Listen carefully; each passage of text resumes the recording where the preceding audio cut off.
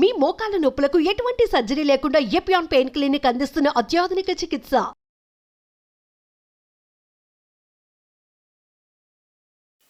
నా ప్రసంగాలు వింటూ చాలా కామెంట్స్ రాస్తూ ఉంటారు.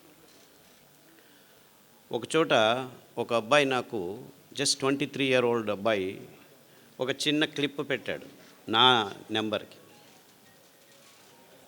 బెంగళూరులో 23 year old బాయ్స్ 2.5 లక్ష రూపాయలు అదేదో మోటార్ సైకిల్ కొనుక్కున్నారట. బుర్రని తిరుగుతున్నారు. సార్ చెప్పినట్టు హెల్మెట్ పెట్టుకోకుండా యాక్సిడెంట్ పాలయ్యారు. ఇద్దరికి తలకు ఏటైంది. స్పాట్, చనిపోలేదు, హాస్పిటల్లో కోమాలో ఉన్నారు. ఆ హాస్పిటల్లో ఇలా యాక్సిడెంట్ అయ్యి కోమాకు వెళ్ళిన వాళ్ళు ఇప్పటికి 1000 మంది అడ్మిట్ అయితే ఒక్కరూ బయటికి రాలేదు. అందరూ పైకి వెళ్ళిపోయారు. 3 రోజులు 4 రోజులు 5 రోజులు ఐసీలో ఉన్న తర్వాత. సో ఆ డాక్టర్లు అందరూ అక్కడికి వెళ్ళిపోయారు, ఇంకేమీ లేదు, అందరూ పిలుచుకోండి అని చెప్పి వాళ్ళ ఇంట్లో అందరికీ చెప్పేశారు. 3 రోజుల తర్వాత ఒక అబ్బాయి చనిపోయాడు. ఇంకా 3 రోజుల తర్వాత ఇంకో అబ్బాయి ఇంకా చనిపోలేదని డాక్టర్లు అందరూ వెయిట్ చేస్తుంటే 6వ రోజు రాత్రి ఠక్కని లేచి కూర్చున్నాడు. ఇంకా 6 వారాల్లో బాగా అయిపోయాడు, నడుస్తున్నాడు. సో ఈ డాక్టర్లందరికీ అనుమానం వచ్చింది, ఏం జరిగింది, ఇంతమంది చనిపోయారు సార్ మీకు చెప్తారు. ఆయన చెప్పాడు కదా, ఆరోగ్యం ఉన్నా యాక్సిడెంట్లో చనిపోతారు మీరు, జాగ్రత్త అని. ఇది జరిగిన విషయం. ఎలా బయటపడ్డాడు వీడు, 1000 మంది చనిపోయారు, ఇంత కోమాలో ఉన్నవాడు మళ్ళీ వెనక్కి వచ్చాడని వాళ్ళు అదే పనిగా పని కట్టుకొని ఎంక్వైరీ చేశారు. వాళ్ళ ఇంటికి వెళ్ళారు. వాళ్ళ అమ్మ నాన్నని అడిగితే, మా అబ్బాయి యూట్యూబ్లో డాక్టర్ ఖాదర్ ప్రసంగాలు విని గత 2 సంవత్సరాలుగా సిరిధాన్యాలను మాత్రమే భోంచేస్తున్నాడు.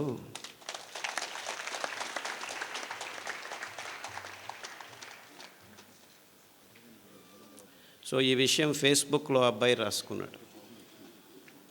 అంటే నేను ఆయన చెప్పిన దానికి తద్విరుద్ధంగా చెప్తున్నానని కాదు, అందరూ హెల్మెట్లు వేసుకొని ప్రయాణం చేయండి, కానీ యాక్సిడెంట్ అయినా కోమా అయినా మీరు సిరిధాన్యాలు తింటూ ఉంటే బతికి బయటపడేదానికి దారి ఉంటుంది అని మీకు ఈ ఘటనతో చెప్తున్నా.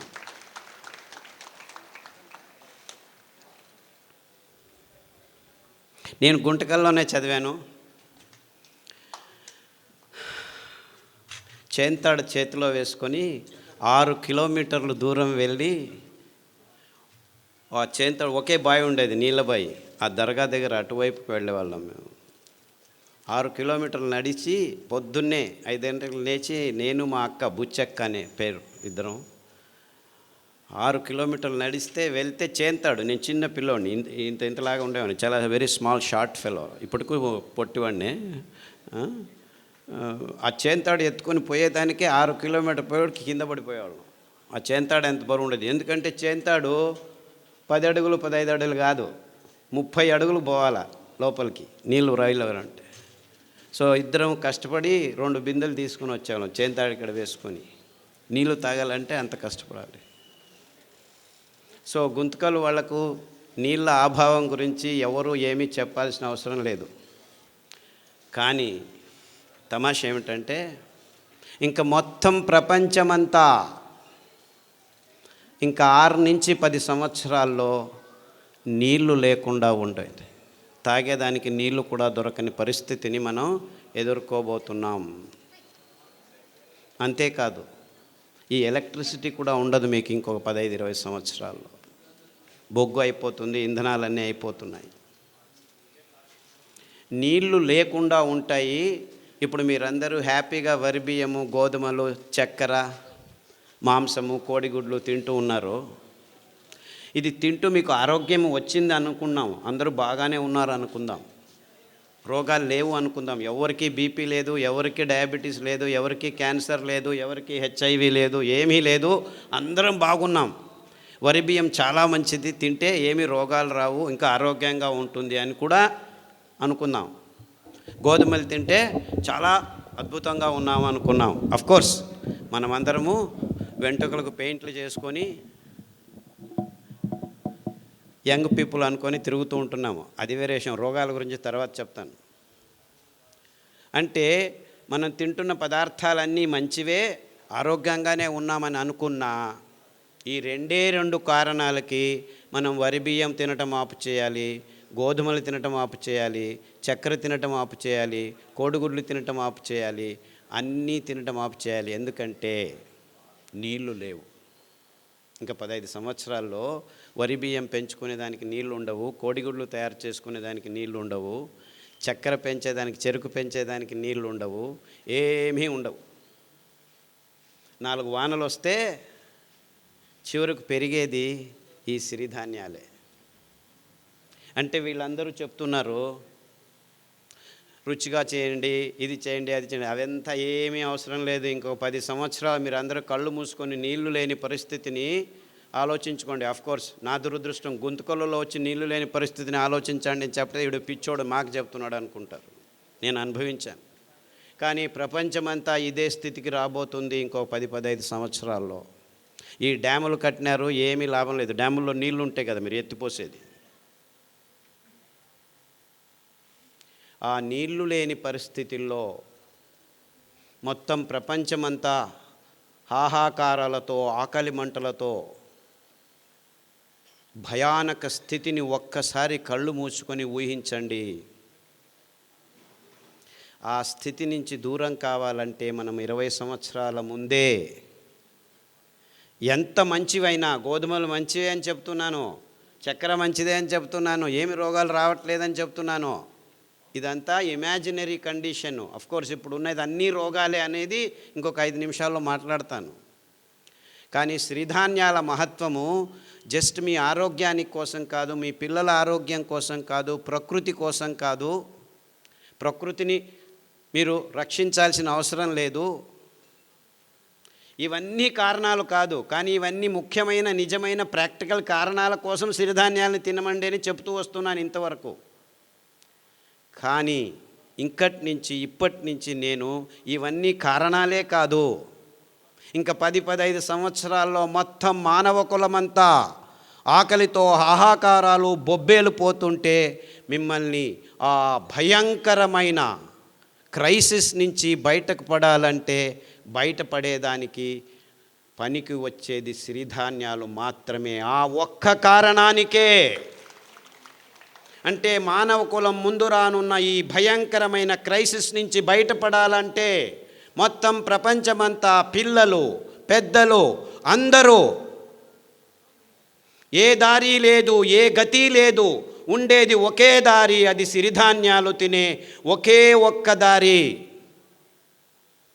ఈ క్రైసిస్ని మానవ జాతి ఎదుర్కోవాలంటే ఈ దారి తప్ప ఇంకా ఏ దారి లేదు అని గట్టిగా నమ్మిన వాణ్ణి నేను. అందుకే 40 సంవత్సరాల క్రితమే ఈ విషయాల్ని పూర్తిగా విశ్లేషణ చేసి, అరే ఈ రోగాలకు పక్కన ఉంచండి, మీ తలల మీద తెల్ల వెంట్రుకల గురించి పక్కన ఉంచండి, నాకు క్యాన్సర్ వచ్చింది అని బాధపడే వాళ్ళ గురించి నేను బాధపడటం లేదు. మొత్తం మానవ కులమే కాదు, ప్రపంచంలో ఉన్న జీవరాశి అంతా ఈ భయంకరమైన సన్నివేశాన్ని ఎదుర్కోబోతుంది ఇంకో 20-30 సంవత్సరాల్లో. నేను చెప్పేది అతిరేకంగా లేదు, మీరందరూ దీనిల గురించి ఆలోచించట్లేదు, ఎవరూ ఆలోచించట్లేదు. అంటే ఎంత భయంకరమైన ఇక్కట్టును మనం ఎదుర్కోబోతున్నామని మన కళ్ళ ముందు మనం ఎవరు కూర్చొని ఆలోచించేదానికి రెడీ లేదు. ఎందుకంటే నా తలల మీద వెంట్రుకలు వెళ్ళిపోతున్నాయి, నా అబ్బాయికి 3 సంవత్సరాలు డయాబెటీస్ వచ్చింది, మా అమ్మాయి 180 కేజీలు ఉంది, నడవలేకపోతుంది, మా చిన్న పాపకు బ్లడ్ క్యాన్సర్ వచ్చింది, 3 సంవత్సరాలకు బ్లడ్ క్యాన్సర్, బోన్ క్యాన్సర్ వచ్చింది, లంగ్ క్యాన్సర్ వచ్చింది. ఇలా మనము 100కి 70 మంది బీపీ ట్యాబ్లెట్ తీసుకుంటున్నాము, 100కి 38 మందికి డయాబెటీస్ వచ్చింది, 100కి 36 మంది థైరాయిడ్ ట్యాబ్లెట్ తీసుకుంటున్నాము, 100కి 16 మందికి నిద్ర రావట్లేదని ట్యాబ్లెట్ తీసుకుంటున్నారు, 100కి 16 మంది నిద్ర ఎక్కువ వస్తుందని ట్యాబ్లెట్ తీసుకుంటున్నారు. ఇలా ఎన్నెన్నో కారణాలు ఉన్నాయి, ఎన్నెన్నో రోగాలు ఉన్నాయి. హెచ్ఐవి వచ్చింది, ఎస్ఎల్ఈ వచ్చింది, ఐఎస్ఆర్ వచ్చింది, ఐబిఎస్ వచ్చింది, ఇలా అక్రానిమ్స్ పెట్టుకొని 185 రోగాలను లిస్ట్ చేసుకుంటున్నాము. ఈ రోగాల పేర్లు వినాలంటేనే భయం అవుతుంది. రోగాలు వస్తే ఇంకెంత భయమో. అది ఇంతకుముందు డయాబెటీస్ 100కి 5 మందికి 10 మందికి వచ్చేది, 50 సంవత్సరాల పైన వచ్చేది. ఇప్పుడు 5 సంవత్సరాల లోపు పిల్లలకే 100కి 5 మందికి వచ్చేసింది. మీరు ఎంత దీన స్థితిలో అనారోగ్యంలో ఉన్నా 6 వారాల్లో మీ దేహం పుంజుకుంటుంది. ఇంకా ఒక ట్రిక్ ఉంది. ఈ ధాన్యాలు వేల సంవత్సరాలు ప్రతి దేశంలోనూ తిన్నారు ప్రజలు. మీరు అనుకున్నట్టు మన దేశంటి కాదు ఇవే, మన దేశంలోనూ ఉన్నాయి, వేరే దేశాల్లోనూ ఈ భోజనాలే చేస్తూనింది ప్రజలు. ఇటాలియన్ మిల్లెట్ అంటారు ఏదాన్ని, కొర్రల్ని. అండు కొర్రల్ని అమెరికన్ మిల్లెట్ అంటారు. ఆఫ్రికన్ మిల్లెట్ అంటారు లిటిల్ మిల్లెట్ని, అంటే సామెల్ని. ఊదుల్ని జర్మనీస్ మిల్లెట్టు, జాపనీస్ మిల్లెట్టు, రష్యన్ మిల్లెట్టు అంటారు.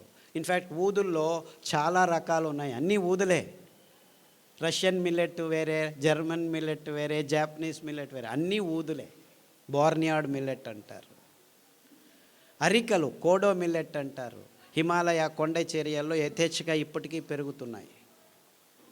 అంటే అక్కడి నుంచి ఇక్కడికి వచ్చాయి కాదు, అక్కడ ఉన్నాయి, ఇక్కడ ఉన్నాయి, వేల సంవత్సరాల క్రితమే ఉన్నాయి. ఎందుకంటే దీనికి ఆర్కియలాజికల్ ఎవిడెన్సెస్ మొన్ననే దొరికాయి. ఈ C4 ఫుడ్స్ అంటారు దీన్ని. ఈ కొన్ని వేల కడాబా అనే ఒక ఆఫ్రికా దేశంలోనూ అక్కడి నుంచి ఆర్కియలాజికల్ వేల 15,000 సంవత్సరాల క్రితం వాళ్ళ ఆ పండ్ల చిగుళ్ళను గమనిస్తే C4 ఫుడ్స్, అరికలు, కొర్రలు, అండు కొర్రలు కనిపించాయి. అర్థమవుతుందా నేను చెప్పేది? అంటే ఈ తజ్ఞులు ఆ దేశం నుంచి మన దేశానికి వచ్చింది, ఈ దేశం నుంచి ఆ దేశానికి లేదు. మనకు ముందు సంపర్కం ఉండేది కాదు. ఖండాంతరాల్లో అంతెందుకు గుంతకలు వాళ్లకు వింధ్య పర్వతాల వెనపకాయ ఉండేది తెలియదు ముందు. అంటే ఎక్కడి వాళ్ళు అక్కడ ఉండేవాళ్ళు. ఆయా జాగాల్లో ఆయా నీళ్లకు ఆయా గాలికి ఏదేది పెరుగుతుందో దాన్నే తింటూ ఉండేవాళ్ళు. అదే నిజమైన ఆహారం. అలాంటి అద్భుతమైన ఆహార పద్ధతిని అంతా నాశనం చేసుకొని ప్రపంచమంతా బియ్యం గోధుమలు తింటున్నారు. అదే అవైజ్ఞానికమని ఎవరికీ అర్థం కావట్లేదు. ఎందుకు వచ్చింది? ఈ కంపెనీల హితాశక్తి కోసం అందరూ కాఫీలు, టీలు, బియ్యము, గోధుమలు, పాలు, చక్కెర తింటున్నామని ఎవరికి అర్థం కావట్లేదు. నేను పాలు తాగొద్దా, పాలు తాగొద్దా, బియ్యం తినొద్దా, గోధుమలు తినొద్దా, ఇంకేం తినాలి, మన్ను తినాలా? అందరూ ఈ ప్రశ్న అడుగుతారు నన్ను. అరే 150 సంవత్సరాల క్రితం వెళ్తే ఎవరికి తెలియకుండా ఇవన్నిటిని పెంచుకొని అందరూ తినేవాళ్ళు, వాళ్ళకు రోగాలు ఉండేవి. ఈ ఒక్క విశ్లేషణతోనే నేను ఈ ధాన్యాల్ని వెతకడం మొదలుపెట్టాను. 30 సంవత్సరాల క్రితం అమెరికా వదిలిపెట్టి పల్లెల్లో తిరిగి ఈ విత్తనాలని తీసుకొచ్చి మా ఇంటి వెనక పెరట్లో కొద్దిగా పెంచి మళ్ళా రైతులకిచ్చి ఆ ధాన్యాన్ని నేనే కొనుక్కొని రోగులకిచ్చి బాగవటం. మొత్తం 8 సంవత్సరాలు నేను ఒక్క మాట మాట్లాడలేదు. నేను ఆలోచించింది కన్ఫర్మ్ కరెక్ట్ అని తెలిసిన తర్వాత పల్లెకు వెళ్ళి మాట్లాడడం మొదలుపెట్టాను. వేల మంది రోగులకు బాగైన తర్వాత చెప్పడం మొదలుపెట్టాను. SLE, HIV, ఇప్పటికి ఎంతమంది HIV పేషెంట్లు. నేను మొన్న ఇక్కడి నుంచి బెంగళూరు నుంచి హిందూపూర్కి వస్తుంటే 4 పేషెంట్లు ఫోన్ చేశారు. సార్ మీరు చెప్పిన ఈత ఆకు కషాయము, బిల్వ ఆకు కషాయము, గరిక కషాయం తాగుతున్నాము, అరికెలు, సామెలు, గంజి తాగండి. గంజి గురించి చెప్పవే, చాలా వేల సంవత్సరాల క్రితము ఈ విసిరేది దంపేది రాళ్ళు లేవు, అప్పుడు ఇంకా తెలియదు. ఆ కింద పడిన ధాన్యాన్ని ఎచ్చుకొని వచ్చి నీళ్ళలో నానబెట్టి వండుకొని గంజి తాగేవాళ్ళు. గంజి తాగేదానికి కూడా టైం ఉండేది కాదు. ఇది వెరుకునేదానికి పనలేకపోతే ఆ గంజి పొద్దుటి నుంచి సాయంకాలం వరకు ఉంటే అది చద్ది గంజి, అంబలి. అందులో బ్యాక్టీరియా పెరిగేది. ఆ బ్యాక్టీరియా మన పొట్టలకి అతి ముఖ్యమైనది, అతి రోగ నిరోధక శక్తిని మన దేహంలో పెంచేది. ప్రోబయోటిక్స్ అని ఈ మధ్య కొత్తగా మొదలుపెట్టారు ఈ డాక్టర్లు, ఇంజనీర్లు అందరూ. ఎప్పుడో మా తాత ముత్తాత కాలంలోనే చద్దిగంజలు తాగరా వెధవా ఆరోగ్యంగా ఉంటామని మా అవ్వ చెప్పేది. తిప్పారెడ్డిపల్లె, ఇక్కడే తిప్పారెడ్డిపల్లె. కొర్రగంజి పొద్దున్న చేసి రాత్రి తాగు, రాత్రి చేసి పొద్దున్న తాగు అనేది. అదెందుకు? పొద్దున్న చేసి పొద్దునే తినచ్చు కదా, నీకు తెలియదులే రాత్రి తాగు అనేది. దాంతో కావాలంటే ఈ ఎర్రగడ్డ కొరుక్కో అని చిన్నది సాంబార్ ఉల్లిపాయ ఉండేది, దాన్ని ఇచ్చేది అనమాట. అమేజింగ్లీ ఆ ఉల్లిపాయ తింటే మీలో ఉన్న అన్ని అలర్జీస్ మాయమైపోతాయి. గోరుకునేది సిట్రజిన్ వేసుకునేది, ఎప్పుడు చూడు ఎరుకుంటూ ఉంటే సిట్రజిన్ వారానికి ఒకటి పోయి 2 రోజులకు ఒకసారి అయిపోయి రోజుకు 2 సార్లు వేసుకున్నా కానీ ఆపితే చాలు గీరుకుంటూ ఉంటారు. ఆ అలర్జీస్ అన్నీ వారం రోజుల్లో మాయమైపోతాయి. మీరు అరికల గంజి, ఈ ఉల్లిపాయ రసం, 4 ఉల్లిపాయలు ఉడికించి ఆ రసం తాగితే చాలు 6 వారాల్లో మీకు ఈ అలర్జీస్, పొద్దున్న లేస్తే తుమ్మేది, చెవులో నొప్పి వచ్చేది, పాలు తాగేసి ఆపేసి ఈ కషాయాలు తాగండి. అంతెందుకు ఉచ్చలు, రాత్రి లేచిందే, పోసిందే, లేచింది ఇంత పోసేది వచ్చేది, ఇంత పోసేది రాదు బయటికి. ఇవన్నీ 6 వారాల్లో మాయమైపోతాయి. 6 వారాలు, ఎక్కువ అవసరం లేదు, 6 వీక్స్. అని డాక్టర్ల దగ్గర పోతే ప్రోస్టేట్ ఊతో వచ్చింది నాయన తీసేస్తాం రా అంటాడు. తీసేసిన తర్వాత మళ్ళీ అదే ప్రాబ్లం, ఇంకొకటి ఏదో కారణం, ఇంకేం కారణం, నరాలు దౌర్బల్యం ఉన్నాయి అక్కడ. మీరు ప్రోస్టేట్ తీసినా ఏమి తీసినా అదే రోగమే. సో తీయకముందే ఇట చేయండి, హ్యాపీగా ఆ ప్రోస్టేట్ సరిగ్గా అయి కూర్చుంటుంది, ఇంతలా ఉండేది సన్నగా అయి కూర్చుంటుంది. 6 వీక్స్. ఇలా చాలా రోగాలకి ప్రతిదినం సతమవుతున్నాను. నేను చెప్పేది క్యాన్సర్, హెచ్ఐవి గురించి ఆలోచించద్దండి. చాలామందికి ఇంకా ఆ రోగాలు రాలేదు, 120 మందికే వచ్చింది, ఇంకో 300 రోజుల్లో చాలామందికి వస్తాయి. కానీ వేరే వాళ్ళకు మైగ్రేన్ అండి, తలనొప్పి, ఇటువైపు వస్తుంది, వాంతికి వస్తుంది, మళ్ళా వస్తుంది. ముట్టయినప్పుడు ఆడపిల్లలందరూ కింద బడి ఎంత నొప్పులో, నో ప్రాబ్లం, ఒక ట్యాబ్లెట్ వేసుకో, ఎన్ని రోజులు వేసుకుంటూ ఉండు, కిడ్నీ లేచిపోయేంత వరకు వేసుకోవాలి. కిడ్నీలు లేచిపోతున్నాయి ఆడవాళ్ళకి, ముట్టు ప్రాబ్లమ్స్ కోసం పెయిన్ కిల్లర్స్ తీసుకొని, నో ప్రాబ్లం, డయాలిసిస్ యూనిట్ ఉంది, రండి. And this is science for you. ఈ డాక్టర్ల దగ్గర చుట్టూ తిరుగుతుంటే మీకు ఏం దొరుకుతాయి? ట్యాబ్లెట్లు, ఆపరేషన్లు, అంతకంటే ఎక్కువ ఏం దొరకదు. ఆరోగ్యం దొరకదు, ఆరోగ్యం ఆసుపత్రుల్లో లేదు. వద్దులేండి, చప్పట్లొద్దు, ఆలోచించండి, అంతే చాలు. ఇంకా ఎలక్షన్లు రాబోతున్నాయి, రాజకీయ నాయకులు వస్తారు, చప్పట్లు దాచిపెట్టుకోండి.